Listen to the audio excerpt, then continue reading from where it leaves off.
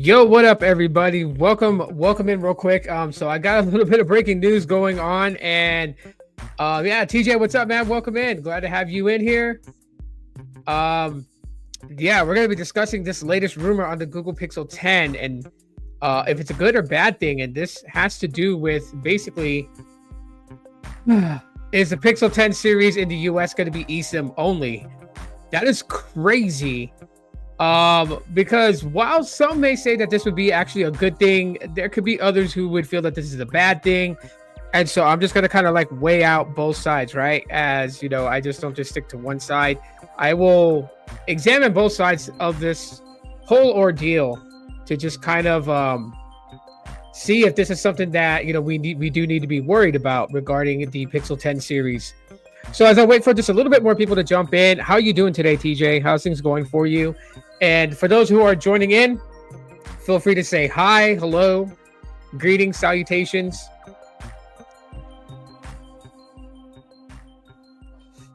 I'll give it about like another minute or so, and we'll see what happens. But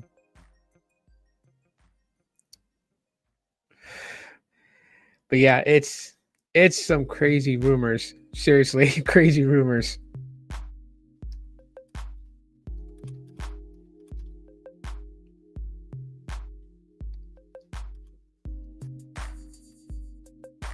Let's see if I can get this. Wow,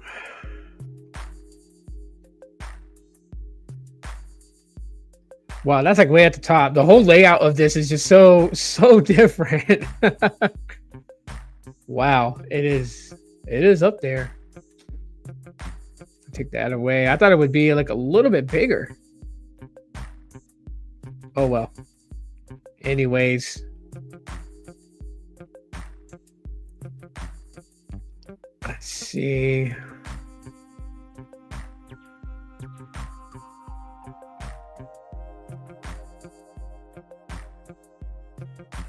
There we go.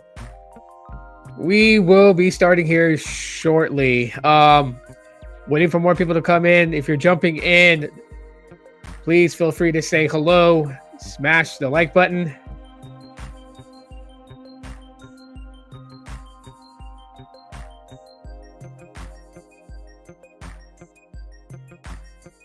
All right, we are getting in here.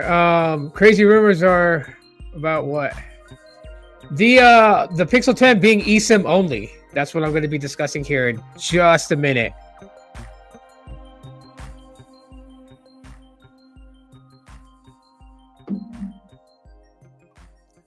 We'll get started here.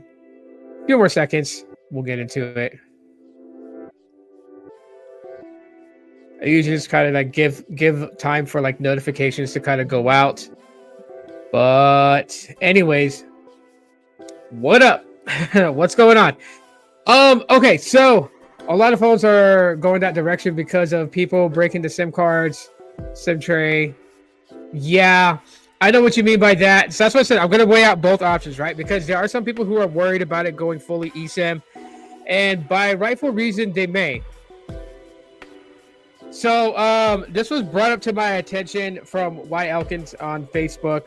He DM'd me to ask me if the rumors are true regarding the Pixel 10, and I was like, yeah, I should probably talk about this in a quick live. So we won't be too long of, you know, like I usually do for podcasts, but rather than recording a video and editing and all that stuff, I just figured I would jump on a live and just talk to you guys about it, because this does, you know, weigh out people's decisions whether they're going to go and purchase a Pixel 10 or not. The fact that it's shifting to eSIM, you know, has gotten some people worried. Some people are worried about this whole eSIM thing. Gemini pretty much puts it out that rumors suggest that the Google Pixel 10 series, including you know, the 10, the 10 Pro, the 10 Pro XL, might exclusively use eSIM, and that's only here in the US. Internationally, probably not. They'll still probably have physical SIM. Now, why would this be concerning to some people? And I get why. Like, most of us will probably be okay going to eSIM. Like, I'm on Google Fi. I have eSIM in my Pixel 9a. Google Fi opened up data-only eSIM, so you don't have to order a physical SIM and have it shipped to you. And there's a good reason why they're shifting to eSIM. One of the biggest things is less waste, right? They don't have to create SIM cards anymore because they're downloadable, programmable on the smartphone. So it creates less waste, less pollution, right? Because where do SIM cards go afterwards, right? People end up throwing them in the trash. They end up, just like tossing them out in the middle of nowhere.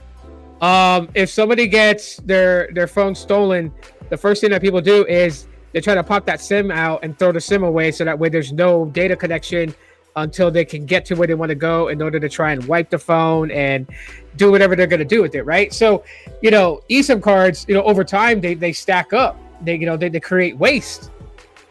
And so I can see why, after Apple did it, after Apple made, the iPhone 14 eSIM only, and ever since then, that's been like one of the things that I see less of a complaint by people here in the US is the iPhone series being eSIM only. You can have multiple eSIM profiles on your phone from different carriers. Like I see people talking about having eSIM for, US Mobile, for T-Mobile, and for Verizon on one device, and they switch in between. It's so much easier, right? As far as like what could be a setback, this kind of pertains to Boost Mobile.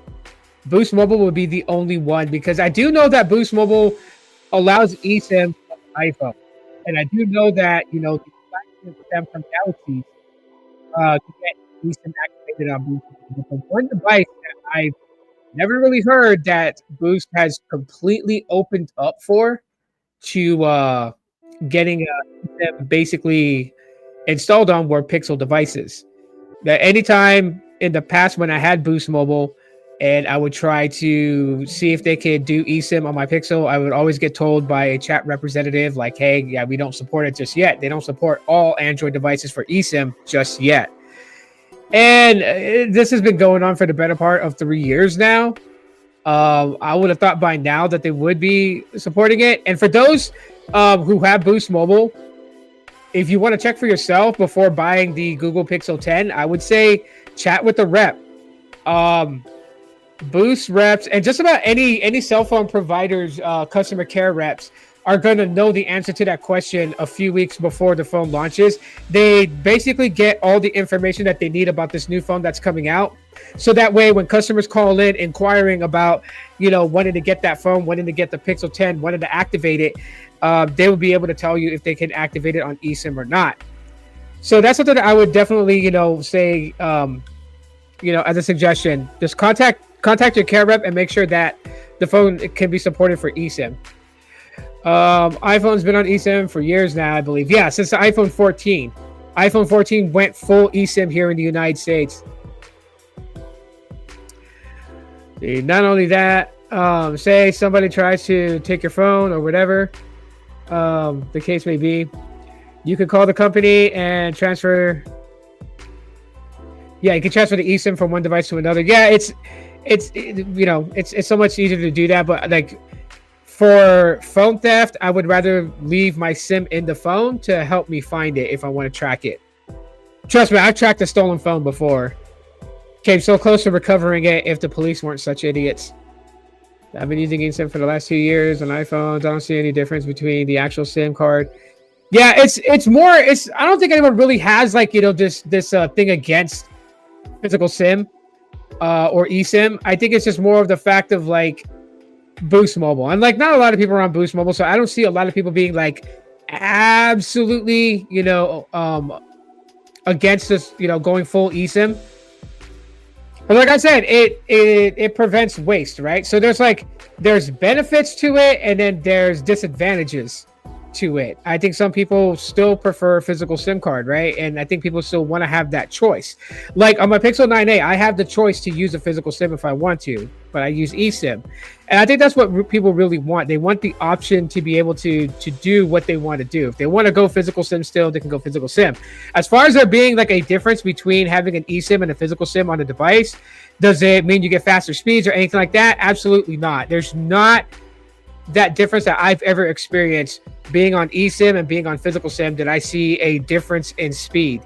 I thought at one point there was, couple of years ago, and I guess that could be like a placebo effect or whatever, because somebody had mentioned it to me, like, when they switched from eSIM back to physical sim, their speeds were like 2 times better, 2 times faster. And so I wanted to try it for myself, and I don't know. There could be factors involved in that, but technically throughout the entire time that I've been on eSIM and being on physical sim and had switched back and forth in between, haven't had a problem at all whatsoever, and haven't seen like a massive difference in speeds and connection to the network in itself. So I do know, like, right now this is just a rumor. That's all it is. It's just a rumor. It's nothing set in stone when it comes to this just yet. We'll have to find out on August 20th to know if it is. Now, if it is, totally fine by me. When it comes down to it, I kind of hope that they don't do that to the Pixel 10a when that comes out next year, and still allow for physical sim. That would be like a reason for people to kind of go and buy like the A series devices and be able to use them, because really between the A series device and the base flagship, there's not really a gigantic difference, right?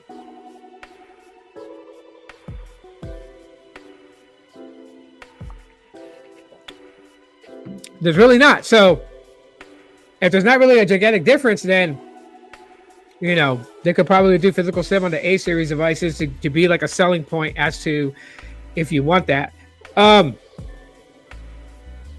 It's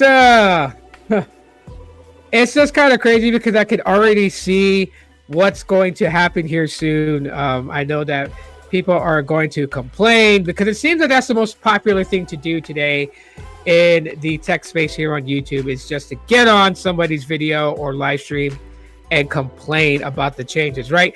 When the Pixels shifted from having the box camera module to a camera bar, lots of people complained. Now I hear people, like the camera bar, and then when the Pixel 9a came out with no camera bar, I saw a lot of people complaining it doesn't have a camera bar, it doesn't look good, it looks like crap. It's always that. I don't understand. It's like the tech space has become a breeding ground to bitch about things rather than appreciate the changes that is being made. Yeah, there's really not. It's a placebo effect, right? If someone tells you like you get faster speeds with the physical sim, so you switch from eSIM to physical sim, right? But you're not in the same area. So maybe, you go to a different place and you run a speed test and you see that it's way faster than what it is at home or whatever. You also have to remember, like, your line of sight and your connection to towers makes all the difference in your speeds when you run a speed test to check like how your network provider is working out for you. So, man, I don't know. I find it to be like, it's just one of those things where it's like, it's going to be a change. I know some people are not going to like it. And it's like, oh, well, after a few weeks to a couple of months, it's going to be washed under the table. No one's going to care. People are going to say it's fine. But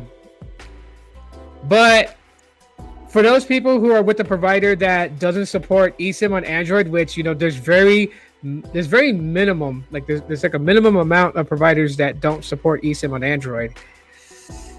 Almost all of them do. I think Boost is like the only one. Boost is the only one that has issues supporting eSIM on Android devices. But not everybody's on Boost. I mean, Boost is like, they're like one of the providers that like most people do not like at this current time, with like all the changes and stuff that they're making and whatnot. So it's like, and this could be an incentive to push Boost Mobile. Like, if Boost Mobile does not support eSIM on Pixels, they only support eSIM on Samsung and on iPhone, then I think this would be a great push for Boost Mobile to get that done, to start supporting it, to start getting the ball rolling with it, Honestly, I feel like that.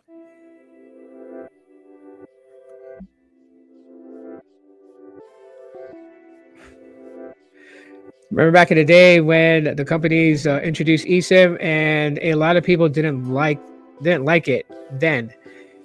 Now, not so much. People don't really care as much as it seems. Yeah, it's always a thing. I think when it comes to the tech space, I think one of the biggest one of the biggest problems that the tech space has, the tech community, and what they have is they have a fear of change. Literally, they have a fear of change. I mean, they're like Garth Algar from fucking Wayne's World when he sits there and he says, "Change, we fear change." And I think that's the, I'm not trying to step on toes. I'm not trying to push buttons or whatever. But that's to me, that seems like that's what it is. It's always a fear of change. When something changes, people just automatically, I don't like it. I don't like it. I don't like the way the phone looks. I don't like the way it feels. I don't know why they switched from this to this. I don't know why they went from this camera to this camera. And then like 2-3 months later, it's just like, oh, the cameras take very good photos. They're great. Or oh, you know what? It's not as bad as what people thought it was going to be. Nia and Dang, what's up, man? Hi, how you doing? Welcome in. Don't forget to hit the like button. But really, that's what it is. Like, the tech nerds fear change. I myself was like that. I know from experience. I was like that. I feared change at one point in time. I was like, oh my God, like foldable technology. I was very scared of foldable technology because I was like, man, this is just another way for them to just get you to like spend out money to repair your phone because these things are going to be so flimsy, so fragile. Eventually, those screens are going to crack. And yes, when you look at foldable phones and one of the specifications when you look it up, and then they tell you like how many times it's been opened and closed, tested to see that the screens would withstand the opening and shutting of, the device folding back up, and so now honestly, like if I really wanted a foldable device, I can get one without having to worry about the fear of it breaking from flipping it open and shutting it closed, right? The only reason why I don't get a foldable device is because they are expensive. I don't want to shell out that kind of money for just a phone that can fold. Even if, and then if you go with the carriers, you take the deals with the carriers, you are at the mercy of the carriers, because if you don't want to be with them anymore, if they screw up your bill, if they piss you off, you want to go somewhere else, well, your phone is still locked to them, right? So like my philosophy is like, just like a lot of people's philosophy, buy unlocked. But if you're going to buy unlocked, you're paying full price for the phone. That's the reason why I don't have a lot of phones to always review and unbox and all that other stuff, because if I'm going to get a phone, I end up getting it at its full price, right? With the Google Pixel 10, earlier in the live stream today, I had made mention like I wasn't going to get it right out of the gate. Like on August 20th, when they unveil it, I'm not heading to Google Fi and getting the phone just yet. I want to see what kind of deals they're going to have in a couple of weeks to maybe like a month or two. So I'm going to be very late to the game with the Pixel 10, but I'm trying to see if I can find a really good deal on Google Fi for it, because Google Fi devices, when you buy them, you finance them, whatever you do, they're unlocked for any carrier already. They're not locked to Google Fi only. I was like it at one point, but now not so much. I could care less if I get the same speeds on a physical SIM that I would get on the eSIM. I wouldn't see any difference. And you know the biggest key thing to that is too, honestly, TJ, the biggest thing to that is that you can have millimeter wave, gigabit per second speed, and Facebook or X or Instagram is going to load just the same as if you were only connecting to like to N71 and you were only getting like 50 megabits per second speed, right? The only real big benefits on smartphones when it comes to 5G connectivity and millimeter wave access is if you're gaming online from your device. Mobile gaming would be the only thing, because then the latency is much lower than LTE. So your gameplay, the fluidity of your gameplay should be, smooth when on 5G with that type of speeds. But that's really where only you're going to see the benefits.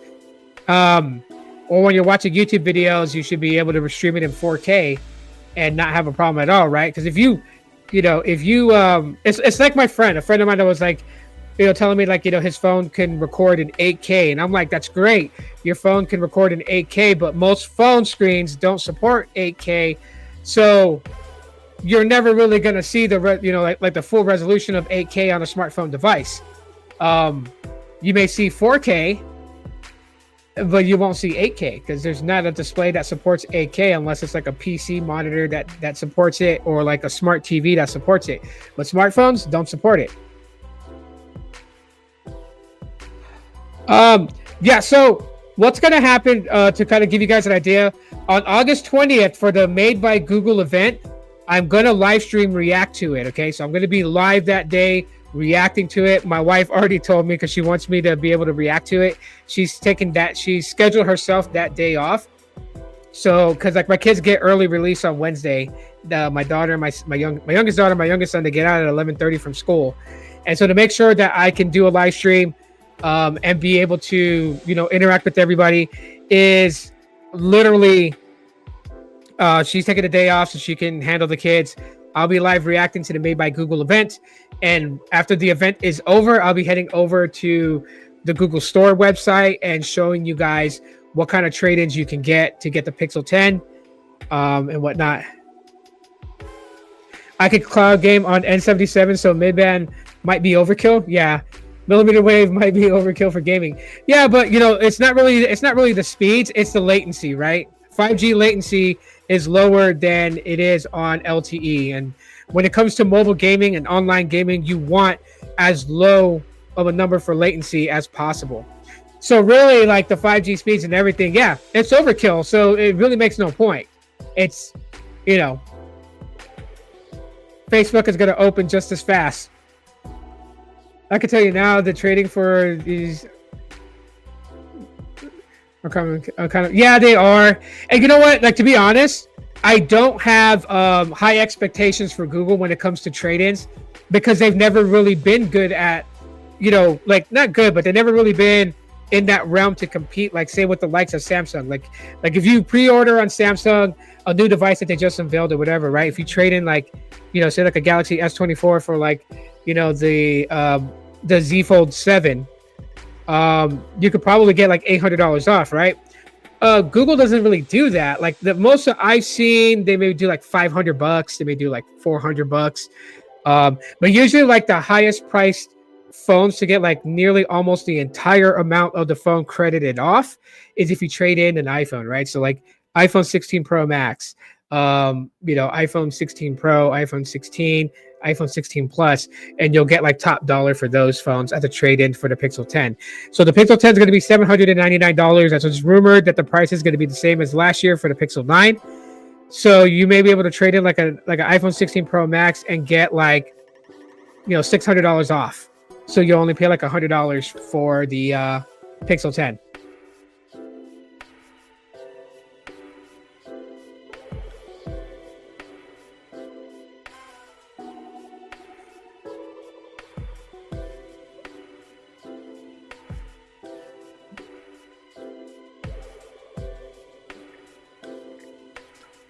Yeah.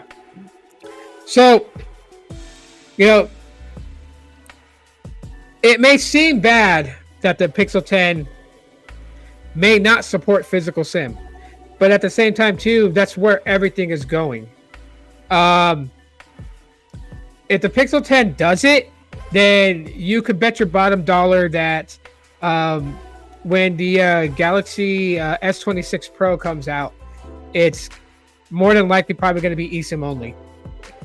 I mean, Samsung's already making some big changes, right? Their naming schemes is going to be completely different. People are looking into Samsung like there's not going to be a Galaxy S26. There's probably going to be like a S26 Pro, S26 Edge, and then S26 Ultra, and then like the Z Fold and the Z Flip. That's what it seems like that's what Samsung's going to, right? So they're not really going to have like a base model. They're going to call it a Pro. But I feel like that if Google's doing this, right? So on August 20th, when they launch, when they have the event, and if they say it's eSIM only for the US models, well, then we can expect Samsung to go full eSIM only, right? But if you absolutely have to have, a physical SIM, there is the option of buying the international model, because the international models will still support physical SIM. Okay, the US is trying to reduce waste. I know some of that is bullshit, right? Like when they tell you guys they don't include a charging brick in the box because they're trying to cut down on electronic waste, but literally you can buy another charging brick. So people are buying charging bricks, so they're like spending more money to get a new phone, and these charging bricks end up in in the landfill and stuff like that, where they get sorted away from trash, and then I don't know, whatever, they recycle them or whatnot.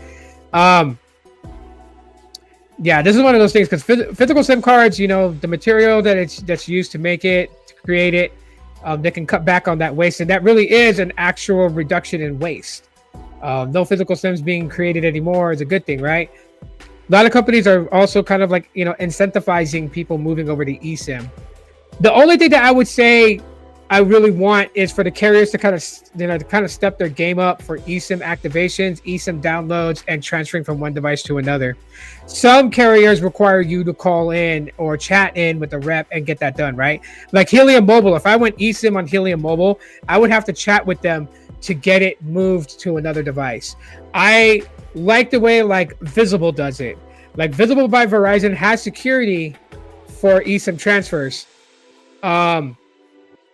So, if you like say you buy a new phone, you want to transfer your eSIM, you log into your Visible account, you go in, you go into account settings, you hit, that you want to transfer your eSIM to a new device, and then it sends you 2FAs for you to basically make a secure transfer from your old device to your new device on eSIM, right? I like being able to have that control within the app. I mean, they every carrier has an app. T-Mobile has an app, AT&T, Verizon, etc. And so you should have the ability to move the eSIM on your own without having to chat in with customer care. So that's the only thing that I would want is for companies like Helium Mobile to go the same route with that and not have to chat in all the time with them for it. Who else does that? Because I know Google Fi, you don't have to. I love the way Google Fi's eSIM transfer is. You literally log in to, you download the Google Fi app on your new phone after you set it up, and you just like log in with the Google account that you have your Fi service connected to, and then from there, just hit activate, and it will download the eSIM and it will activate the eSIM for you. It's pretty clear and clean, and obviously, Google accounts have 2FAs and security, so that is your security measure to make sure that somebody doesn't get into your account and steal your phone line. I need both physical SIM and eSIM because I use TextNow and Helium Mobile. Yeah, so I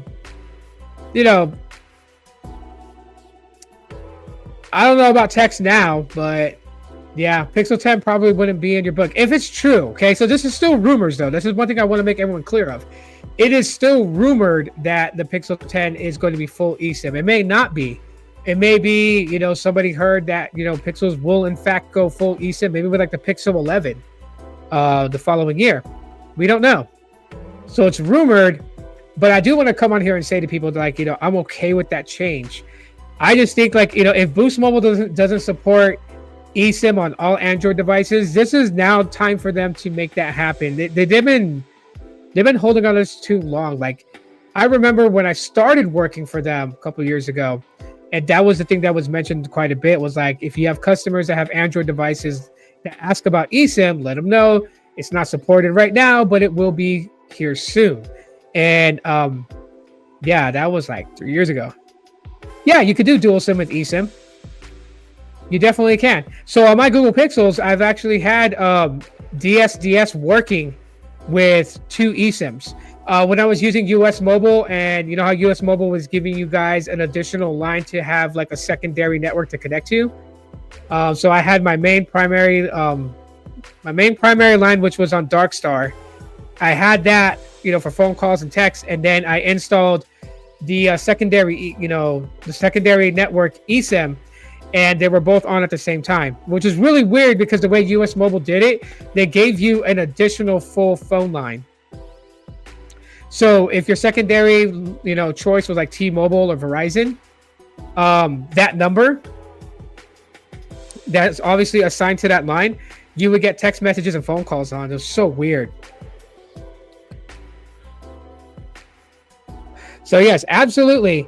With eSIM only, you can use 2 eSIMs. It does support dual SIM, dual standby. Now we just need them to do dual SIM, dual active. That's something that I hope that also comes with the Pixel 10, is the ability to have DSDA. And that's where both networks are active at the same time. So it's not flip-flopping between. You don't have to click, switch to other network if the primary one is having a weak connection. I want it to work both are connected at the same time. So if you have one SIM on T-Mobile, one SIM on Verizon, I want Verizon's and T-Mobile's network connectivity simultaneous at the same time, not choosing one or the other. So that's, we're not there yet, but that is the end game goal for eSIM, in the future, is to be able to be DSDA. The only thing you can't do right now with devices, with Pixels, is you could have 3 eSIMs installed on your phone, but only 2 can be active at a time. So your third eSIM is going to be off until you rotate and you switch one of your eSIMs around. So you turn off one of the other eSIMs to activate the third one. You can only have 2 running at a time. So you can have 4 eSIMs installed. Only 2 are going to run.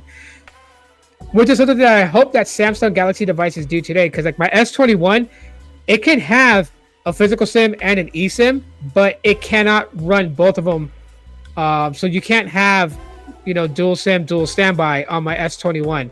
You can only have one of the SIMs active. So if I wanted to use the other SIM, then it will disable the primary SIM for the secondary SIM, and phone calls, text would be all from the secondary, SIM's number, rather than getting, phone calls and text from the primary SIM. So I hope Samsung does that. I don't know if anyone has like a Samsung Galaxy S25 Ultra. Tell me, do you guys have DSDS? Not being able to install 2 eSIMs or 1 physical SIM and an eSIM. Let me know if you have the ability to get calls from both phone numbers, text from both phone numbers, even though you have to choose one network or the other to connect for data. If you watch this as a replay, comment that and in the replay.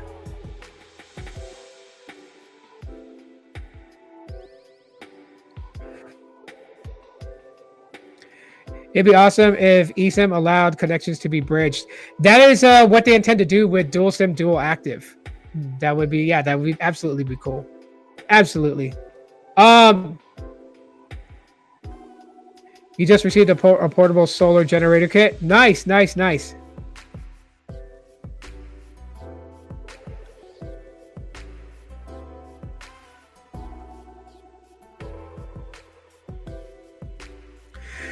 So there are reasons why, like for instance, TJ, to answer your question, it's like my older sister.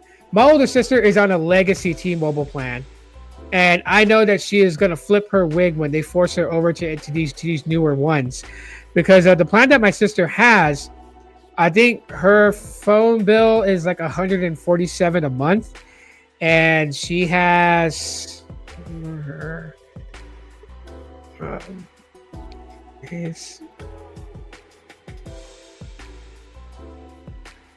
they got 6 phone lines. They got two Wi-Fi mobile devices for their vehicles, and I know there's one other line. I think it's for her iPad. She has her iPad also active on there. So they got 9 lines. They pay $147, fully unlimited. I know she does not want to give up that plan for what's new out there, what's available out there. And I know recently, I watched Need's video and live stream, and he made mention of it that T-Mobile is pushing people on older legacy plans over. I don't know if my sister is going to stay with T-Mobile. I'm pretty sure she is. She's been a long time T-Mobile customer. I mean, she actually helped me out with an old video on this channel way back in the day when the Galaxy S5 came out, the Band-Aid. The Band-Aid Galaxy is what people called it, because the back of it looked like a Band-Aid. She got one and unboxed it and recorded the unboxing, and then sent me the video so I could upload it to my channel for a Galaxy S5 unboxing. So she's been with T-Mobile for a long time.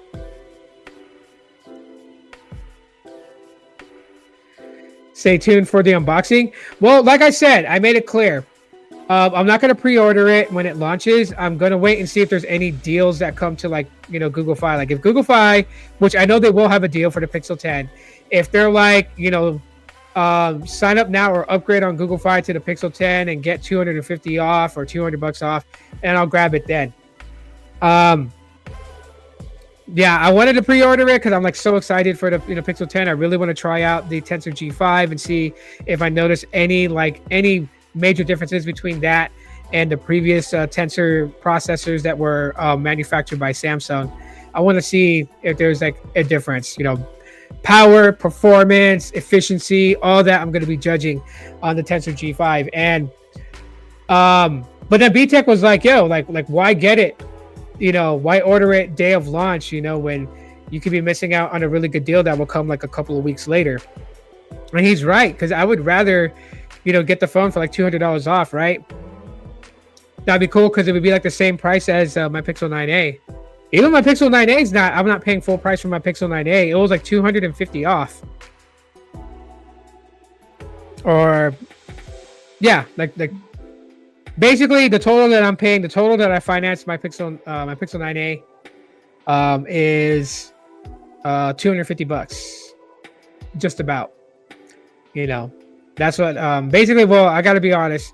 My wife is financing it. She got it for me as a gift.